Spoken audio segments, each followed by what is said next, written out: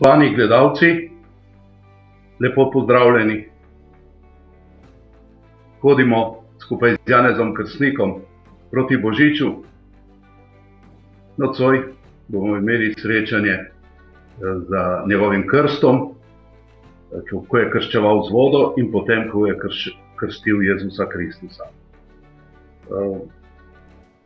Pri tem nam bo pomagal Matejev evangelij v 3. poglavju, od 13. do 17. vrstice, pa tudi Janezov evangelij v 1. poglavju, od 39. do 44. vrstice. Janez Krstnik je krščeval z vodo. Zato tomu pravimo tudi krstnik in krst je bil povezan z vodo. Pobožni Izraelci so sploh imeli določena obredna očiščenja, preden so šli v tempelj, preden so šli v sinagogo, preden so se dotaknili osebe ali stvari, ki je bila v stiku s trupom ali s pogani. Vemo, da povsod se vsi niso tega držali in zato so to imenovali ljudstvo zemlje. Preproste ljudi, ki niso uspeli vsega tega uresničiti. Zato so jih nekako zaničevali, so jih imeli, kakor bi bili nečisti. Janez je dal tem obredom očiščenja z vodo drugačen pomen, globlji pomen. Ne samo očiščenje od nečesa, od smrti, od stvari, ki niso bile odprte življenj, ampak predvsem očiščenje od greha. Da bi se ustvarila novi odnos z Bogom. Da bi zaživeli tisto spreobrnenje, o katerem so govorili, o katerem je Janez tako jih vabil v puščavi. In tisti, ki so se dali Janezu krstiti, so morali izpovedati grehe. Tako da se je zgodila ta povezava, ki ni bila znana pri Izraelcih, med krstom vodi, med oblivanjem z vodo in izpovedjo grehov. Tako so ljudje hodili k njemu in sprejemali njegov krst, pri katerem ni bilo nič magičnega, ampak božji dar odpuščanja grehov. Ta voda je bila torej povezana z božjim odpuščanjem in odrešenjem. Gotovo, da je bil to velik problem za tedanje judovsko, bi lahko rekli, virsko aristokracijo in voditelje, ker so grehe odpuščali le v templju in to po daritvah in po spravnem dnevu. Janez je na nek način to prevzel in povezal z krščevanjem.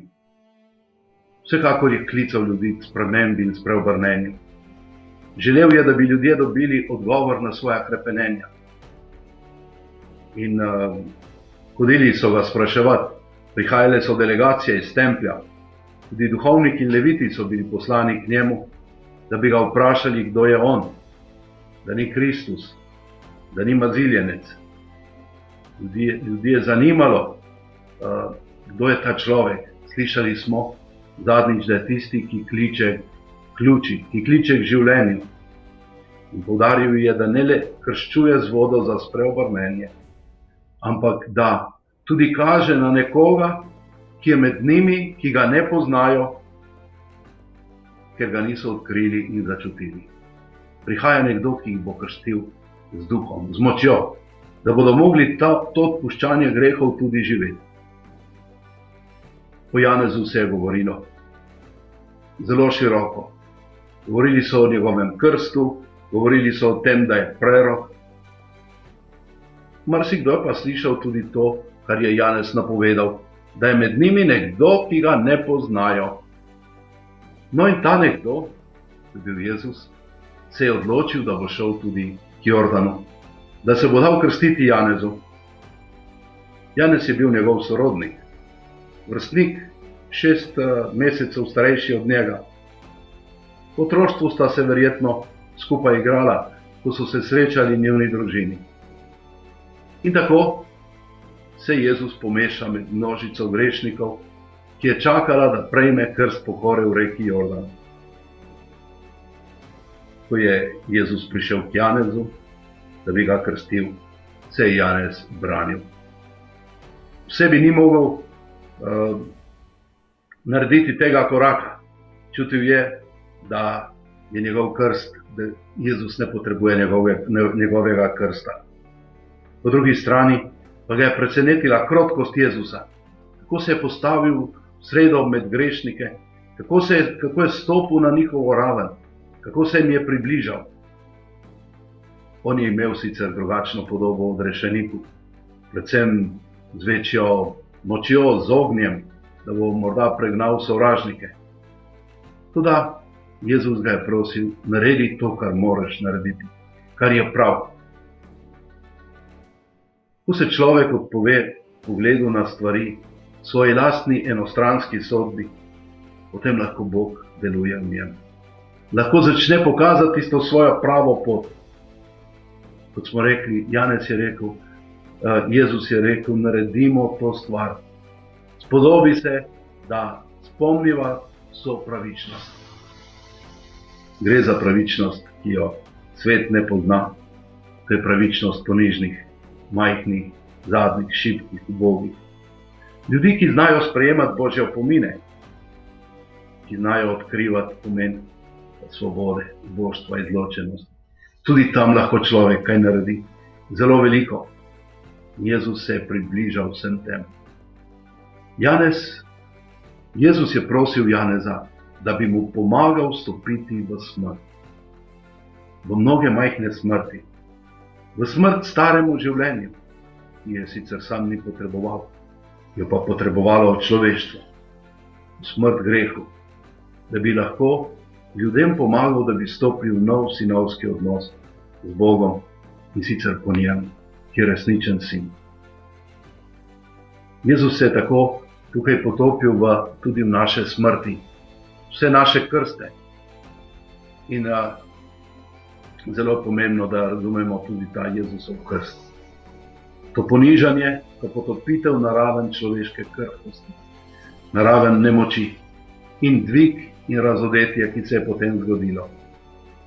Evangelist Matej pravi, da so se odprla nebesa, podobno kot v Jezusovi smrti, ker je Bog solidaren z globinami človeškega bivanja, tam je nebo na zemlji. Sin med brati. In potem golob kot simbol Izraela, golobica, ki potrjuje sklenjeno zavezo po vesoljnem potopu. Življenje Boga je odslej končno med ljudmi v Sinu, ki je postal brat vseh.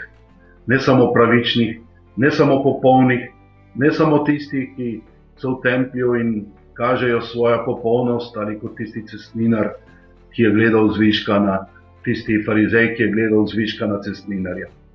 Jezus želi biti brat vseh, kar še posebej poudarja v tem času papež Frančišek. In tedaj pravi evangelist, da je se slišal očetov glas. Da je spregovoril Bog, ki nima glasu. In rekel je, ta je moj ljubljeni sin. Potrdil je Jezusovo izbiro, da se je odločil za odrešenje. Da bo uresničil tisto, za kar je poslan. Vesel je bil, da je spomnil svoje poslanstvo. In naš krst je prav v tem, da tudi mi umremo svojim lastnim sebičnim načrtom in sprejmemo Božji načrt z nami. Da sprejmemo delovanje njegove milosti, da sprejmemo vso milino in vso globino, ki so tukaj prisotni v Božji milosti. Potem se pridružimo evangelistu Janezu, ki ne opisuje dogodka Jezusovega krsta, pa ga samo nakaže, ampak se poglobi tudi v njegov pomen. Evangelist Janez pravi, da je Janez Krstnik prepoznal Jezusa kot tistega, ki ga je vse življenje pričakoval. Njemu je pripravil pot s krstom pokore in ga oznanja. In zato je izrekel tiste velike besede, ki so še danes v središču našega bogoslužja. Pokazal je, da bo Jezus odrešenik po poti trpljenja in žrtve. Glejte Božje jagnje, ki odvzema grehe sveta. Evangelist Janez je zbral 3 pričevanja Janeza Krstnika o Jezusu, da je tukaj prava majhna kristologija. Jezus je jagnje Božje. Potem je drugi, tisti, ki je sin. Ta je moj ljubljeni sin. Tisti, ki biva odvečno. In potem še tretja stvar. Tisti, na katerem počiva Božji duh. So te vrstice pri Janezu v 1. poglavju. Prej sem naredil eno majhno napako, se pravi, gre za odlomek od 29. do 34. vrstice, kjer se na Jezusu razodene Božji duh. To lahko govorimo o nekakšni Jezusovi birmi. V Jordanu je Jezus sprejel svoje poslanstvo. Naša birma je, da sprejmemo Božje poslanstvo, poslanstvo, ki nam ga daje Bog, po moči Svetega Duha. Da bomo živeli v resnici to, kar Bog hoče. Da se bomo nanj naslonili in iz njega živeli. No, vsi te 3 poudarki se nekako stekajo tudi v tem Janezovem poimenovanju jagnje Božje. Judovsko ljudstvo jih je videlo v žrtvenem jagnjencu. Žrtveno jagnje in izhod iz Egipta. Vemo, da so darovali jagnje in z njim pokropili te jrte, te podboje vrat, da ni angel moril svojo šibo. Potem drugi vidik pri Izaiju. Jagnje, ki molči, ki ga peljejo v zakol. Tako je to znamenje, to pravi žrtve, ki se izroči. In potem tretjič, darovana jagnjeta kot spravna žrtev za grehe v templju. Zanimivo, da je bil Jezus križan prav, ko so klali velikonočna jagnjeta v templju. Še posebej evangelist Janez je na to pozoren. In na koncu tudi Apokalipsa govori o zmagoslavnem jagnjetu, ki je bilo žrtvovano. Samo Jezus je resnično žrtvovano jagnje, ki je z darom in neskončno ljubeznijo rešilo svet smrti. Kaj pomeni v skupnosti, da se nekdo zna žrtvovati? Da nekdo stopi v skupnost pod vidikom daru in ne samo iskanja samega sebe, samo svojega uresničevanja, svojega poveličevanja, da mu vsi služijo. Zato je to razmišljanje tako pomembno. Jezus je jagnje. Zato duhovnik reče pri vsaki sveti maši: glejte jagnje Božje, ki odjemlje grehe sveta. To je namenjeno vsej skupnosti, da bi sprejela sveto Evharistijo, da bi neprestano videla v Jezusu tistega, ki je odrešenik po poti žrtve. Pa je tudi povezava te Janezove napovedi Božjega jagnjeta z dogodkom Abrahamovega žrtvovanja Izaka. Ko je moral Abraham darovati sina Izaka, ga je vprašal: kje je jagnje za žgalno daritev? Abraham mu ni mogel drugače odgovoriti kot: Bog si bo že sam našel jagnje. Na to vprašanje je odgovoril šele Janez Krstnik, ko je v razsvetljenju Svetega Duha pokazal, da je Janez jagnje Božje. In to jagnje je v središču našega krščanskega bogoslužja in tudi naše osvoboditve. Kjer se nekdo žrtvuje in podari, kjer svojo smrt spremeni v dar za druge, tam se začenja novo življenje. Smrt, slabo, kar naredimo nekomu, postane ljubezen. In v družini in skupnosti je mogoče živeti, če so ljudje, ki znajo potrpeti, ki znajo biti strelovod za grehe, krivice in krivdo drugih, ki naredijo prvi korak, tudi če sami niso nič krivi in se približajo drugim. Ne smemo iti še mimo tega, da se je razodel Sveti Duh. Ta moč je pri novem krstu izražena z ognjem. On vas bo krstil z ognjem. On vas bo prečistil in vas bo dal, da boste lahko se uresničili tako, kot Bog hoče. Da boste to novo poslanstvo, to novo svojo birmo tudi zaživeli. In zato je kristjan človek duha. Jezusovega duha. Tega, ki je prijel pri Birmi in ki ga je izročil očetom, ki ga je izročil očetu pri smrti in ga poslal pri Binkoštih na vso cerkev. Zato tudi danes živimo v moči tega svetega duha, da lahko v njem hodimo, da smo v njem odprti, da nam ta sveti duh pomaga v boju z mesom, da lahko bolj ljubimo, da se lahko uresničimo. Živeti v Kristusu, pravi sveti Pavel, je živeti v duhu. In k temu je vabil sveti Janez. Priznati se grešnike. Ne smemo pozabiti na to, kako je izgubljeni sin priznal svojo krivdo in da smo Bogi za poslanstvo. Dopustimo, da je Bog tisti, ki nam pokaže poslanstvo, kot je pokazal Mariji, kot je pokazal Jožefu, kot je pokazal Janezu Krstniku, kot je pokazal tudi Jezusu. Vloga svetega duha torej ne sme biti obrobna, ampak nam mora dati moč, da bomo lahko živeli v različnih okoliščinah Božje poslanstvo, poslanstvo, ki nam ga daje Bog, in tudi zdržali. Na to je mislil tudi sveti Janez, ko je videl, da se je golob pokazal nad Jezusovim krstom. Prav je, da obrednotimo naš krst v luči tega krsta, ki ga je doživel Jezus v Jordanu, ko ga je Janez krstil. Krst kot priznanje grehov, krst kot sprejetje načina življenja v moči svetega duha.